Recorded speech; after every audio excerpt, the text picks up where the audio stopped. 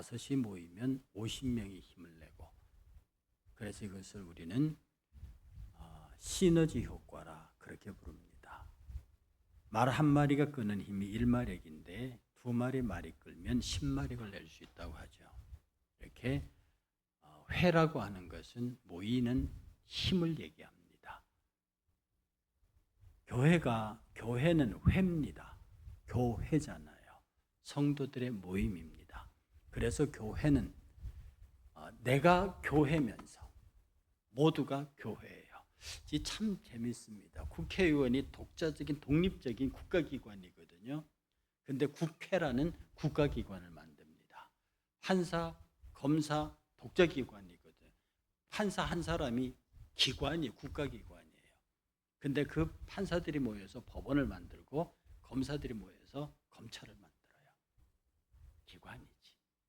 우리가 하나님부터 불림받은 에클레시아들이에요. 교회예요.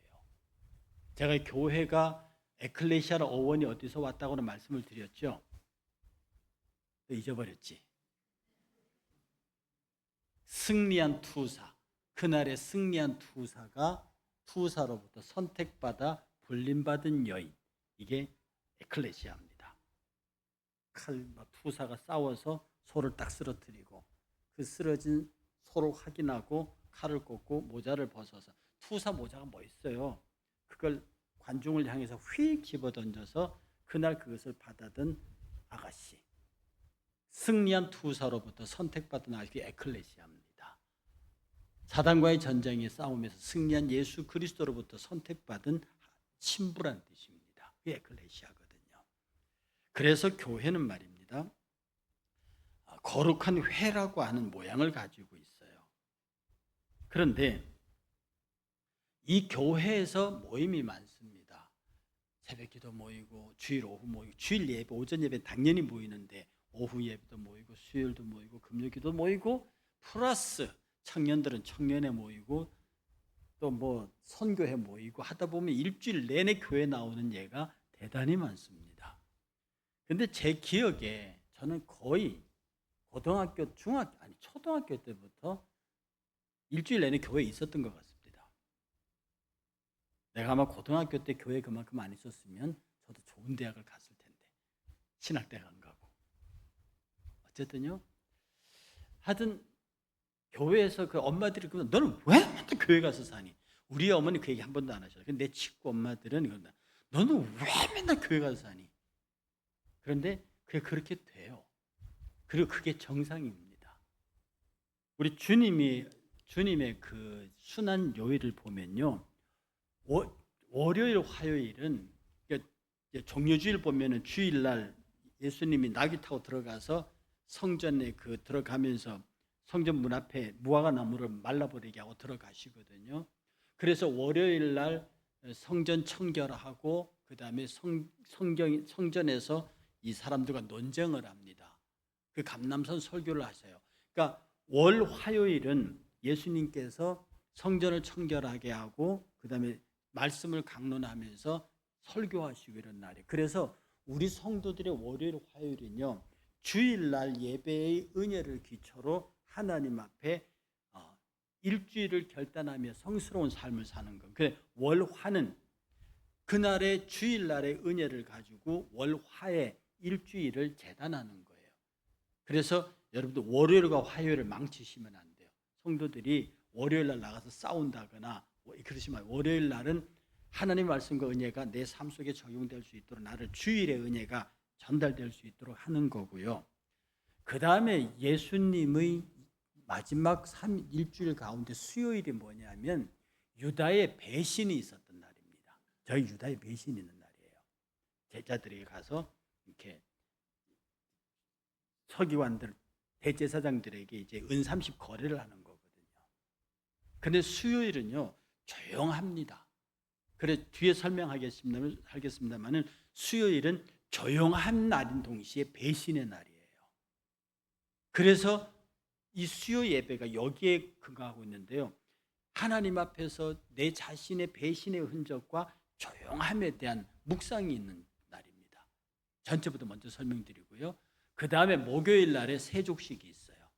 예수님 주의 만찬을 새벽씩 하거든요. 그 주의 만찬이 있고 겟세마네 동산에서 올라가서 기도하시고 체포되세요.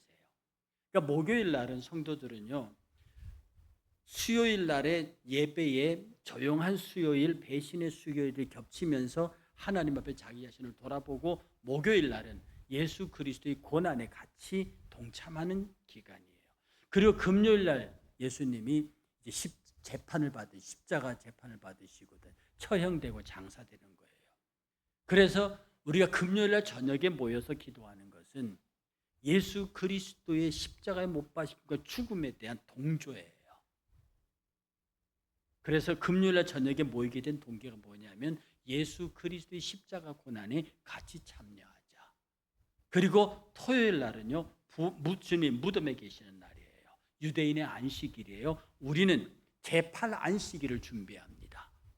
우리는 제7 안식일 지키지 않습니다. 제7 안식은 토요일이에요. 제8 안식이 주일입니다. 그래서 주일날 주의 부활을 위해서 우리가 경건하게 주님은 무덤 속에 계시고 우리는 그 무덤에 있는 자의 부활을 기다리면서 부활의 날을 준비하는 게 토요일이에요. 그러니까 토요일 날 먹고 마셔라 하시면 곤란합니다. 그리고 주일 날은 소위 말해서 예수의 부활의 날이죠. 그래서 제8 안식일, 주일이 유대인의 제7 안식일 똑같은 우리들의 안식일입니다. 그러니까 유대인만큼은 그렇게 안 지키더라도 하나님 앞에 예배하고 찬송하고 경배하면서 주일을 보내는 거예요. 제가 주일날 절대 사무적인 회의를 못하게 하는 이유가 여기 있습니다. 기도회라든지 이런 모임은 가능하지만, 그래서 제가 교회 어떤 회의도 주일날 하지 않습니다. 그리고 가급적이면 대예배 때 우리가 말하는 예배 5대 요소 외에는 집어넣으려고 하지 않습니다. 웬만하면 주일 오후로 옮기려고 하고요. 그렇게 집중되는. 그런데 이 교회 예배, 이것 말도 많이 있는데 이게 왜 그러냐면 삶의 중심이 교회에 있다는 뜻입니다. 이렇게 새벽제단을 지키고요, 수요일을 기억하고 금요일을 기억하고, 사실은 주일 오전과 오후는요 중요하다기보다 당연한 거예요. 그거는 해놓고 나머지 세상에 나가서 사는 일주일 동안의 모든 내 생각이 교회에 집중되어 있다는 뜻입니다. 여러분, 사람은 어쩔 수 없고 관심이 있는데 시간이 가고 물질이 가고 내 노력이 가게 되어 있는 거예요. 여러분이 일주일 도기면 내가 어디에 가장 많은 전화를 걸었고 누구를 제일 많이 만났으며 어떤 일을 제일 많이 했는가가 내 삶의 중심을 보여줍니다. 그래서 우리가 일주일 내내, 바울의 말, 내가 일주일 내내 교회에서 살았으면 좋겠다, 더 나아가서 빨리 죽어 천당 갔으면 좋겠다, 바울이 그렇게 말해요. 내가 그럴 수 없는 것은 주께서 내가 할 일이 있다 그러니 내가 좀 살아있겠다. 가장 소망은 그냥 천국 가버리는 거고, 그 다음에 두 번째, 천국 가기 전에 내가 늘 교회에 있는 겁니다. 그래서 여러분들 보고 할 수 있거든, 교회 가까이 살라고 하는 거예요. 왜 교회 가까이 사느냐? 교회에 가까이 있으면 삥 하면 쫓아와서 기도할 수 있고, 교회에 오면 늘 내가 언제든지 주께 예배하고 주를 만날 수 있는 기회가 되는 거예요.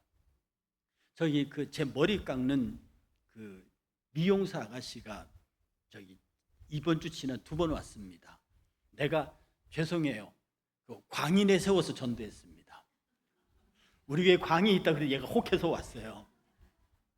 그래서 지난주에는 광희하고 대화 많이 하고 갔거든요. 근데 왔어요. 그런데 모든 관심이, 자기에게 관심이 있잖아요. 그러면 얘가 저희 교회 불자입니다. 근데 나한테 그랬다. 목사님, 먼저 절에 가서 부처님한테 죄송합니다 그러고 올게요. 어째차 애가 맹랑한 애예요. 죄송합니다 그러고 올게요. 그리고 이제 지난주에 죄송합니다 그랬대요. 그리고 지난주에 왔어요. 오늘 또 왔어요. 아마 계속 올 건데요. 계속 올 건데, 이제 말씀 때문에 올지 광희 때문에 올지 그건 내가 모르겠지만 올 거예요. 근데 그 아이의 말이요, 자기가 광희에 관심이 있어갖고 인터넷 뒤졌는데 악플을 하나도 못 찾았대요. 그래서 자기는 광희가 좋대요. 있잖아요, 우리의 관심과 우리의 생각이 어디 있느냐가 그쪽으로 발걸음을 가게 합니다. 그러니 여러분이 할 수 있는 교회 가까이 와서 근데 그 아가씨 얘기했냐? 그 아가씨 가면서 목사님 교회 아무 때나 와도 돼요. 왜? 했더니 와서 기도해도 돼요.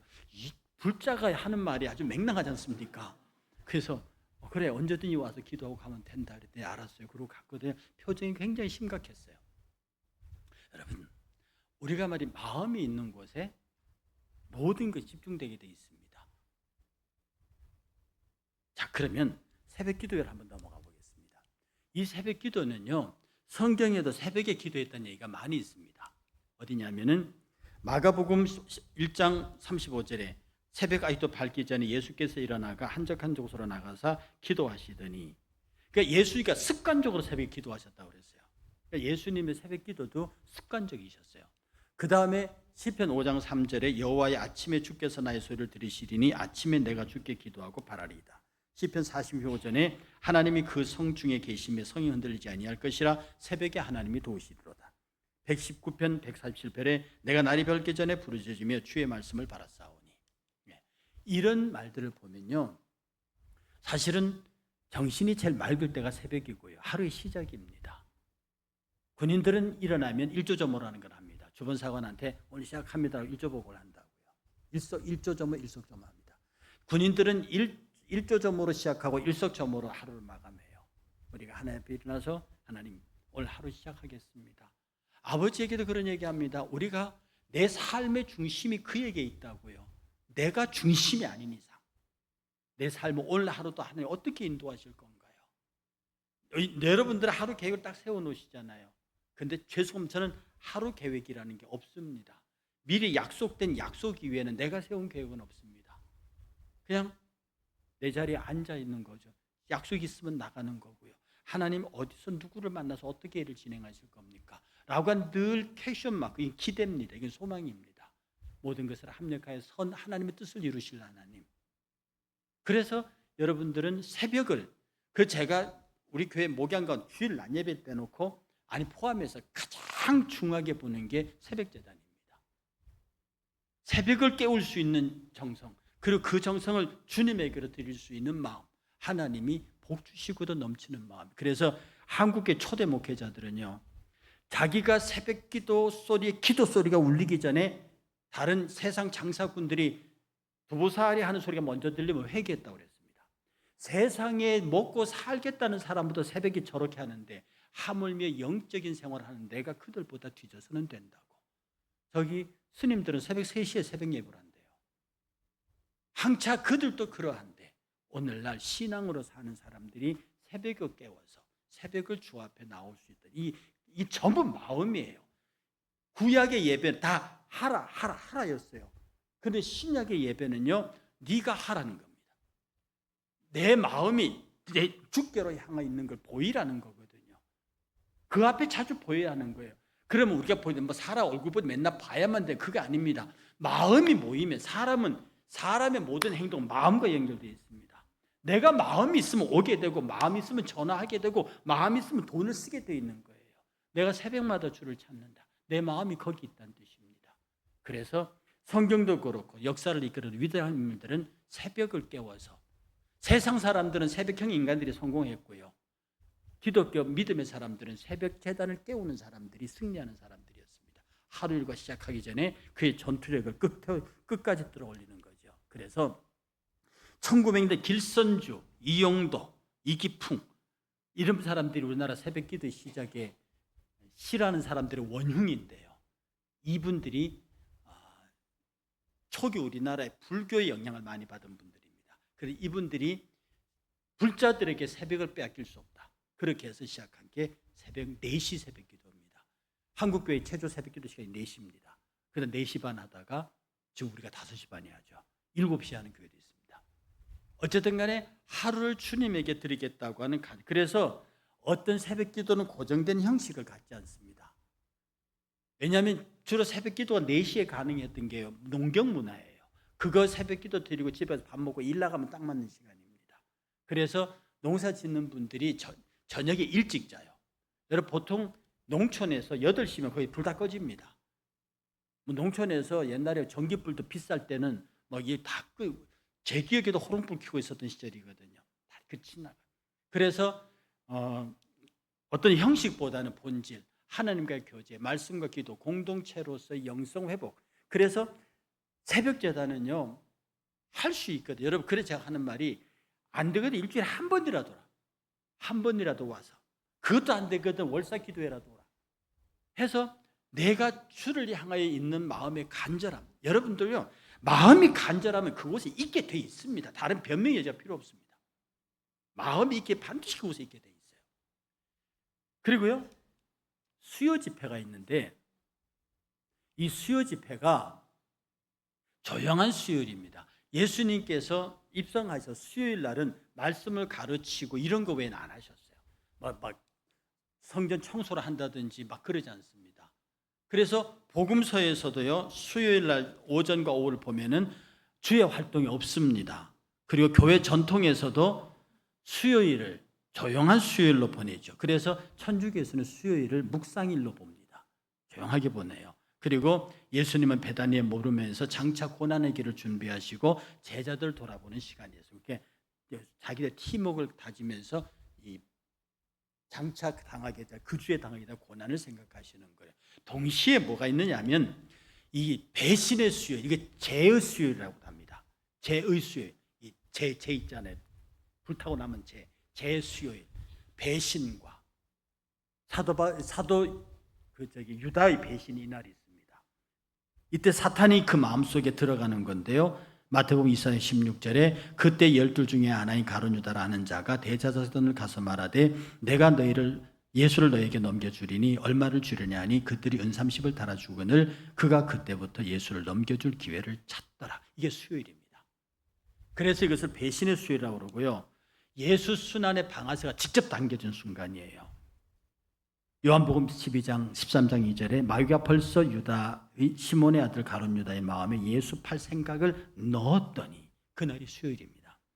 12 중에 하나인 가룟 유다, 가롯이라 부른 유다가 유다에게 사탄이 들어가니 이게 수요일입니다. 언제입니까? 주의 만찬을 마치고 밖으로 쫓겨났을 때 바로 그곳에서 사탄이 들어갔습니다. 그래서 수요일 날은요 왜 저녁에 모이느냐 하면 주께서 말씀을 고요히 가르치는 말씀의 조용한 시간과 더불어 배신의 주체가 나예요. 내가 가룟 유다거든. 그래서 수요일 저녁에, 그래서 서양교회가 수요일 저녁에, 서양교회 수요일 모입니다. 서양교회가 수요일을 굉장히 소중하게 여깁니다. 저도 미국에 있을 때 그 선셋 초첩교회 수요 예배가 모여서 막 합니다. 그들이 수요일 날 모이는 것은요 인간의 배신이 그날이 있었고 예수 그리스도의 생명의 가르침이 그날이 있었어요. 그래서 조용한 수요일과 동시에 배신의 수요일이 겹쳐져 있는. 그래서 월화를 주일 말씀에 근거해서 산 삶에 대해서 수요일 날 깊이 반성하면서 저녁에 모여서 말씀을 읽고 말씀을 묵상하면서 하나님 내 안에 가룟 유다를 뽑아주세요. 그래서 수요일 날은 주로 성경 공부를 합니다. 왜요? 예수님이 성경을 가르쳤거든요. 그래서 옛날에 한국교회는 예배당이라 불렀습니다. 교회라 안 부르고. 그래서 단일종이 땡땡땡 은은하게 울린다. 여기 예배당 가자 이런 노래가 있어요. 예배당이라 불렀어요. 그 예배당의 수요일은 집회라고 불렀습니다. 그 수요 집회를 부르니까 수요 예배라고 안 하죠. 원래 정통교회는 예배라 부르면 반드시 주의 만찬이 들어가야 합니다. 이게 집회라 불렀어요. 그때는 모여서요 하나님의 말씀을 배웠습니다. 그 수요일 날은 성경 강론이 있어요. 곰곰이 생각하면서요. 그래서 이 수요 집회의 의미가 뭐냐면요. 여러분들이 수요 집회에 안 나오시는데 우리 재직들 그러시면 안 됩니다. 이유 불문하고요. 공식적으로 주일 오전 오후와 수요 예배는 뼈대입니다. 그러니까 여러분들이 어떤 경우에도 수요 예배는 의무적으로, 참 내가 이런 말 제일 싫어하는데 의무적으로도 재직들은 참여하셔야 합니다. 특히 항종직들은 이거 빼면 안 됩니다. 한 주간 중심을 회복하는 날로서 주님께서 고난을 앞두고 침묵과 묵상의 시간을 보내신 요일입니다. 그래서 이 수요 예배를 통해서 삶의 중심을 하나님께로 돌리는 시간이에요. 한 주의 중간이기도 하겠지만 주님이 말씀을 제자들에게 강론하시면서 당신의 십자가의 고난을 준비하신 기간이에요. 그래서 수요 예배가 신약교회에서 굉장히 중요한 시간입니다. 여러분의 머릿속에 주일 오전 오후 예배와 수요 예배는 내가 어떤 경우에도 지키겠다라고 하는 결심을 하셔야 합니다. 그 다음에 이 수요 예배는요, 자기 성찰과 경건의 훈련의 시간으로 유다가 배신을 준비했던 날이라는 점에서 우리 신앙을 점검하는 시간으로 한 주의 중간에서 신앙의 방향을 재종하는 역할을 합니다. 가룟 유다 그날 배신했거든요. 여러분은 늘 자신을 가룟 유다의 반열에 올려놓으셔야 합니다. 나도 순간적으로 배신합니다. 가룟 유다 정말 예수님 사랑했어요. 어쩌면 가룟 유다 12제자들 중에 가룟 유다만큼 예수에 대한 절대적인 기대를 가졌던 제자도 없습니다. 다른 제자들 그냥 무조건 따랐어요. 그런데 가룟 유다는 계산하고 따랐습니다. 이분이 메시아다. 이분을 따라가면 헤롯궁을 때려부술 수 있다. 이분을 따라가면 로마를 이길 수 있다. 그 이분을 따라가면 메시아 왕국을 세울 수 있다. 이분이 우리의 메시아다. 이걸 계산하고 따라간 사람이에요. 근데 그 계산대로 안 맞으니까 배신해버린 거거든요. 여러분이 예수님한테 여러분 나름대로 계산이 있지 않습니까? 그 계산에 예수님이 맞춰주기를 기다리는 건데요. 그게 안 그럴 때마다 여러분이 서운하고 마음이 답답할 때가 있습니다. 이게 가룟 유다의 기운입니다.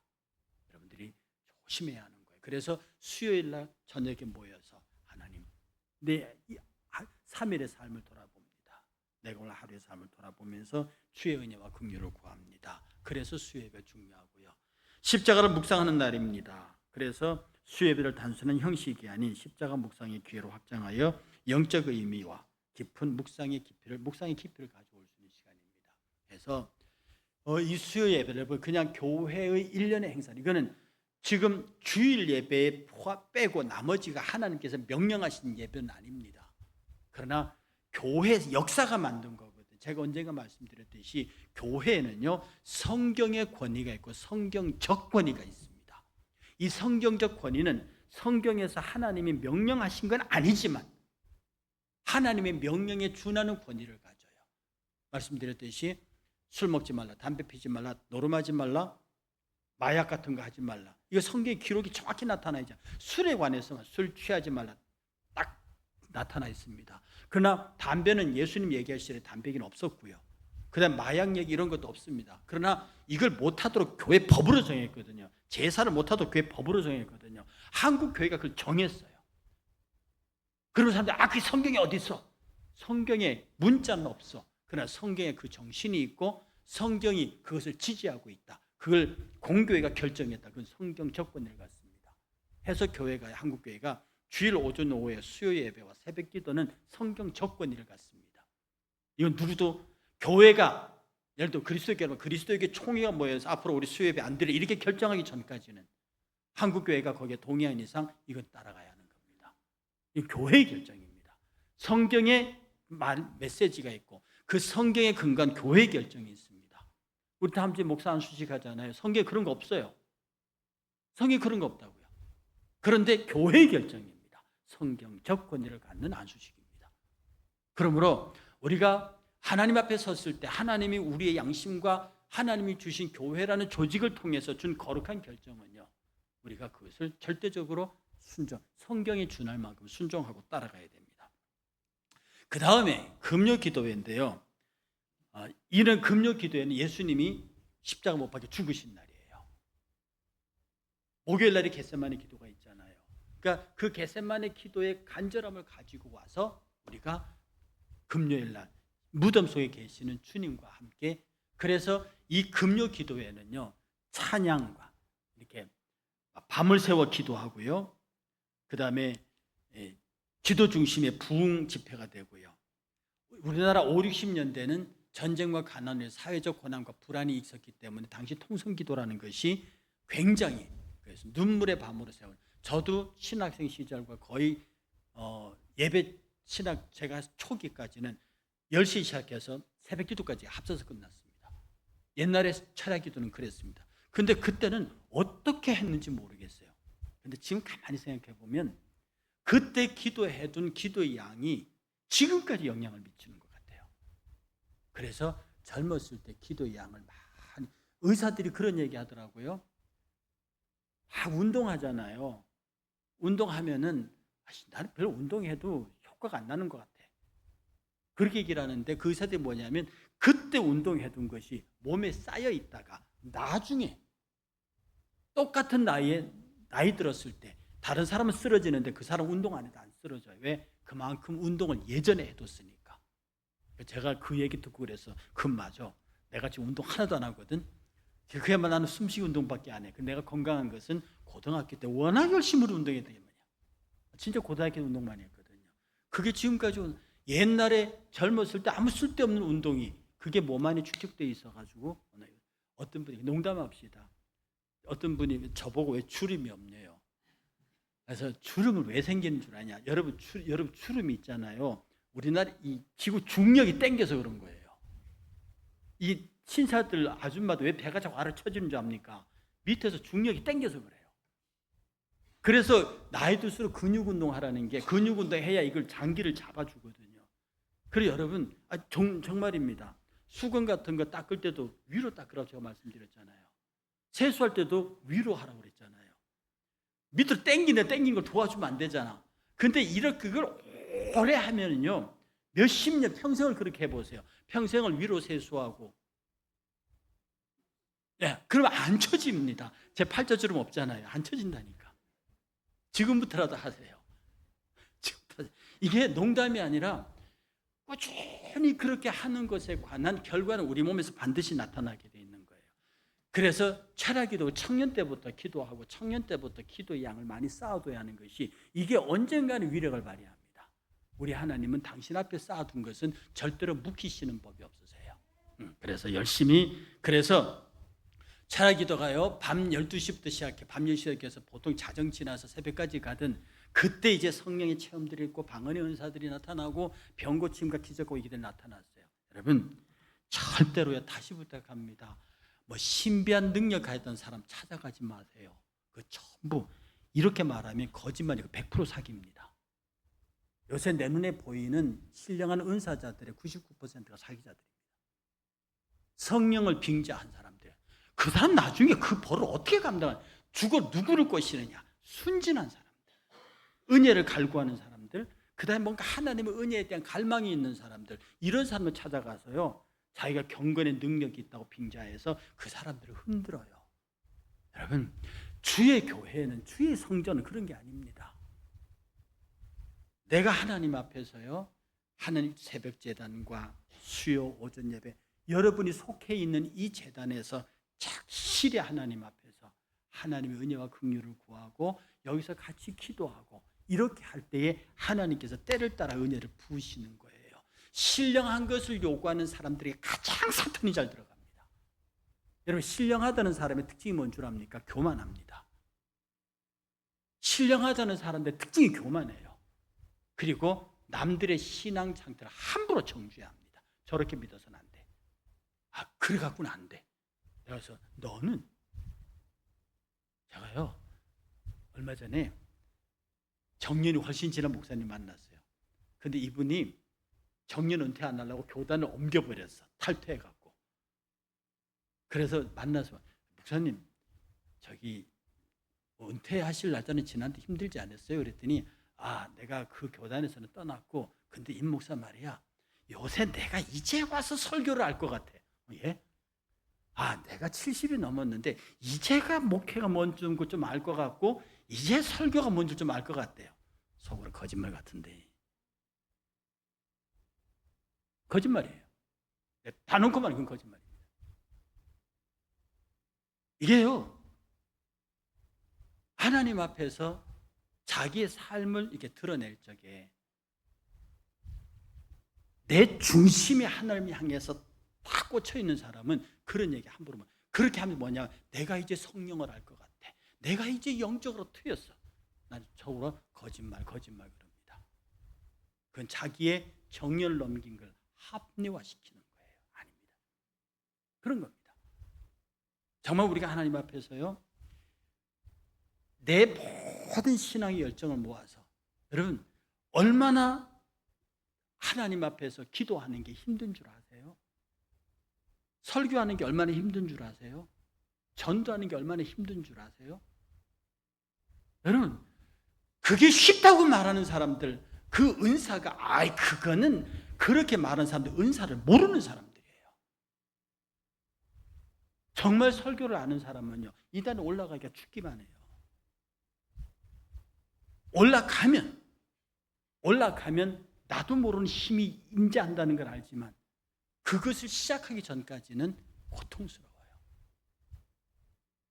어제도 성경을 읽는데요, 제가 만군의 여호와란 말을 왜 몰랐겠습니까?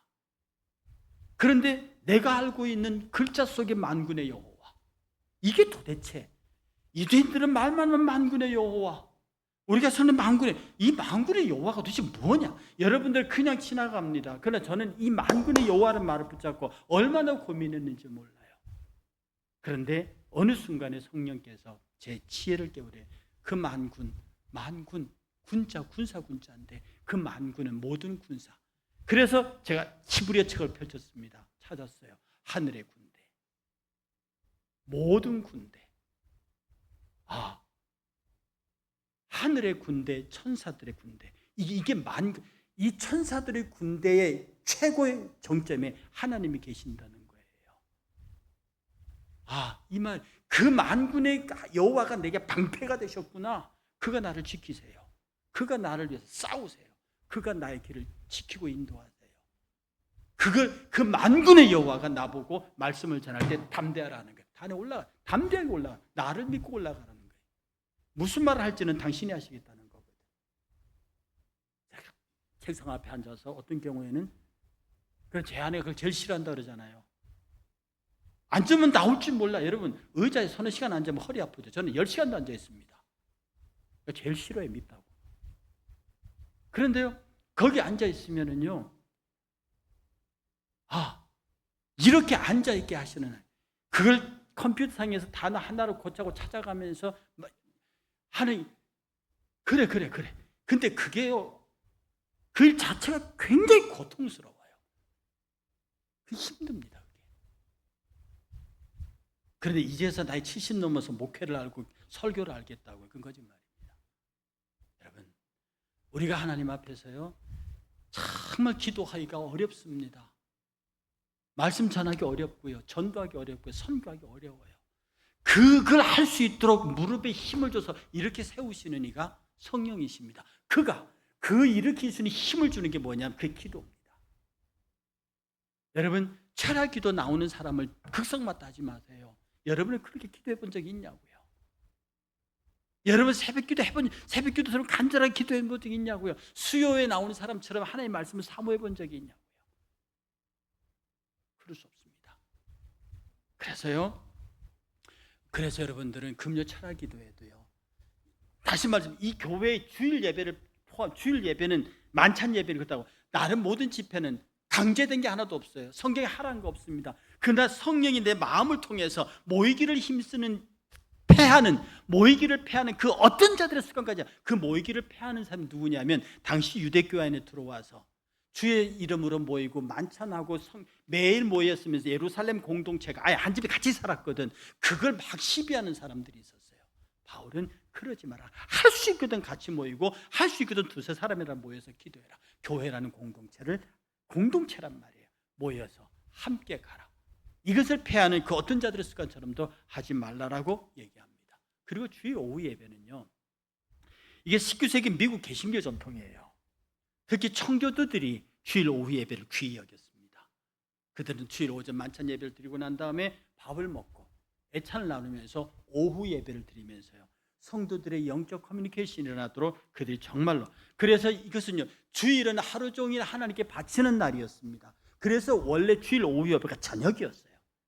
그런데 이 저녁 예배가 왜 생겼냐 하면, 이게 참 가슴 아픈 일인데 식사 때문에 생겼습니다. 교회가 밥을 해주니까 그 밥을 먹고 돌아갔다가 다시 오기가 그래요.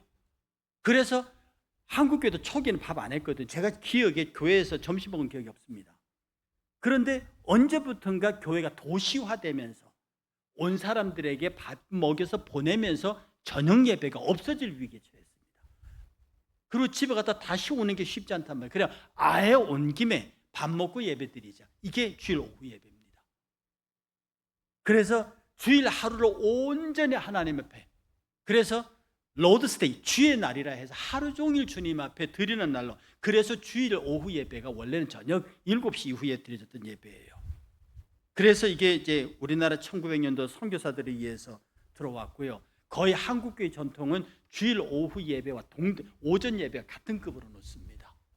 이때 성경도 배우고 이때 친교도 하면서, 그래서 지금 이제 주일 예배 드리고 저녁 7시 예배 드리면 하루 종일 교회 안에서 성도들끼리 일주일 동안의 교제를 갖습니다. 이게 교회의 모습인데, 도회되고 내일 아침에 농사가 아니라 출근해야 되고 이런 것 때문에 환경이 바뀌었어요. 어쩔 수 없이 동의합니다. 그러나 주일 오후 예배가 오전 예배보다 결코 소홀하지 않다고 하는 것, 청교도들은 특별히 주일 오후 예배를 대단히 소중히 여겼습니다. 그래서 오전 예배와 거의 동등한 수준으로 다뤘고요. 성경 공부, 신앙 간증 이런 것들을 많이 들었습니다. 그래서 앞으로 저도 이 주일 오후 예배에 여러분들이 할 수 있거든 간증 같은 것들이 많이 되는 그런 고백적인 예배로 드려볼 생각도 갖고 있습니다. 그런데 이제 1990년대부터 2000년 들어오면서 주 5일 근무가 확산되면서 개인 프라이버시가 강조되면서 토요일이 쉬는 바람에 주일 날 같이 놀러 가버리는 사람들이 많아지면서 오후 예배가 상당한 타격을 받게 됐습니다. 지금은 주일 오후 예배가 주일 낮 예배의 한 70%, 75%를 차지한다고 그래요. 11시 예배 75%, 그 수요 예배가 절반, 그 다음에 금요 기도회가 25%, 그리고 새벽 기도가 10% 이렇게 나옵니다. 지금 우리 새벽 기도가 20명에서 왔다 갔다 하고 있습니다. 어쩌면 내가 말했지만 하나님이 정확하시니 딱 우리 예배 인원 주일날 초등학교부터 어른까지 다 합친 예배 인원이 205명에서 플러스 마이너스 왔다 갔다 하고 있습니다. 딱 우리 인원입니다. 어떻게 우리 새벽 기도 일어나고 10%? 다 새벽 기도 10%예요. 그러니까 내 생각에 새벽 기도만 100명이 나오면 우린 1000명이야. 그래서 주일 낮 예배보다 새벽 기도 내가 힘 모을 수밖에 없는 게 그런 거지요.